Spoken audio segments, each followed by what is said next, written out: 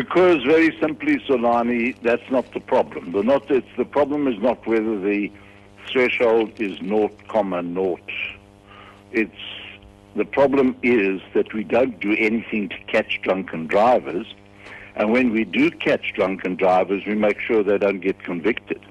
So, we could make it minus if we liked. It's not going to change anything. All it's going to do is distract from the fact that, A, the breathalyzer is out of action because the criminal justice system has put it out of action. B, it takes over a year for a blood sample from allegedly drunken driver to be tested if it's not lost in the process. C, less than 1% of drunken drivers ever get convicted. And when they do, it's a pat on the back. So all we're doing is distracting ourselves from the fact that probably 8,000 people a year are killed by drunken drivers on the roads. Yeah. Now, I'm not going to do anything about that, but we're going to change a law or a measure in the law that we don't even implement at the moment. Now, what kind of tomfoolery is that? All right, okay. We have to do the things which put drunks behind bars, not mess about with this legislation or that legislation.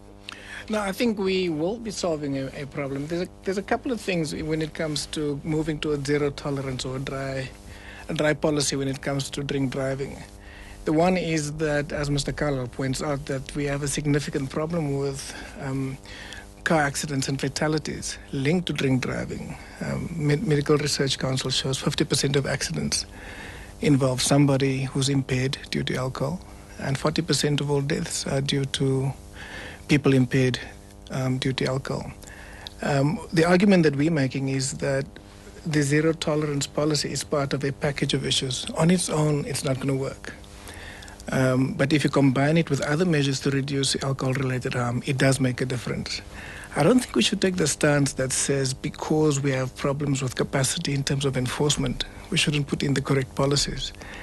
And that's something that we look at in many other countries that have similar jurisdictions. For example, Brazil, when they moved to zero tolerance, had an enormous impact immediately. So a 16% reduction in fatalities and accidents. But then it tapered off because the enforcement measures were not good enough.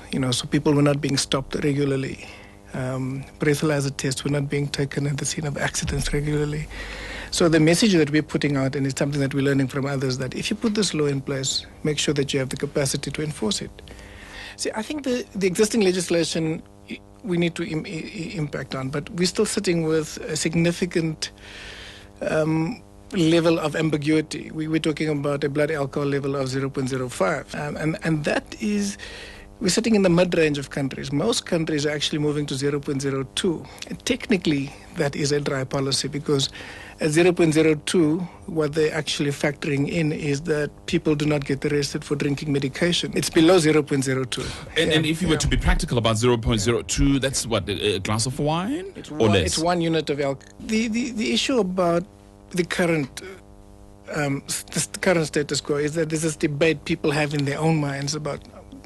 I'm 6'2", I weigh above average, so I can have 4 beers, 5 beers, and I'll be below the limit. This ambiguity actually leads to lots of people actually getting onto the roads, believing that they can drive, that they're sober, but in fact they are impaired.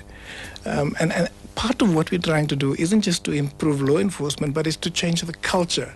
What is socially acceptable? Czech Republic, for example, what they found is that because they introduced a zero tolerance policy maybe 50, 60 years ago, they have a culture that doesn't tolerate drink driving. We still have that. We still have the one for the road culture. I think that we need to do that. I mean, if you look at what countries that have actually made enormous strides have done is to combine good policy with good enforcement.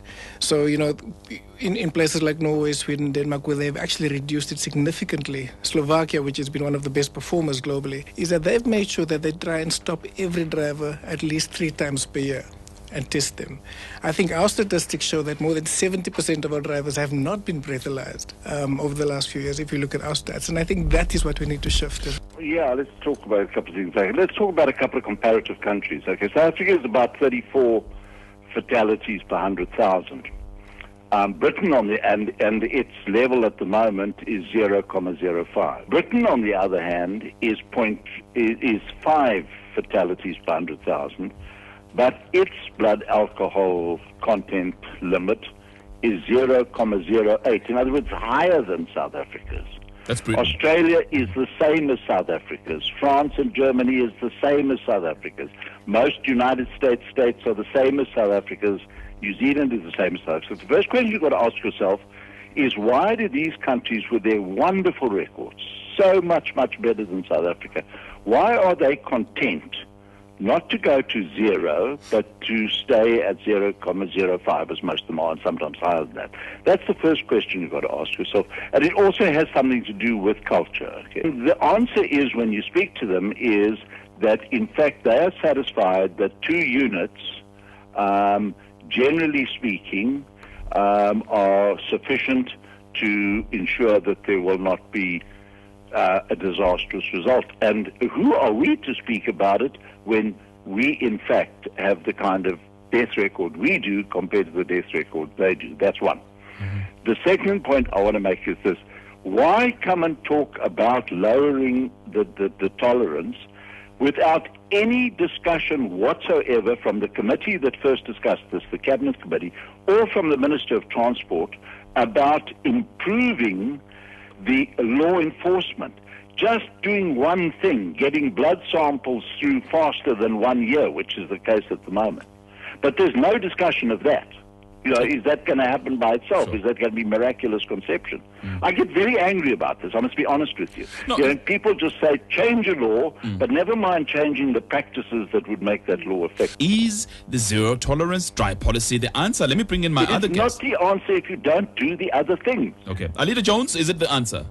No, it's not. It's not the answer.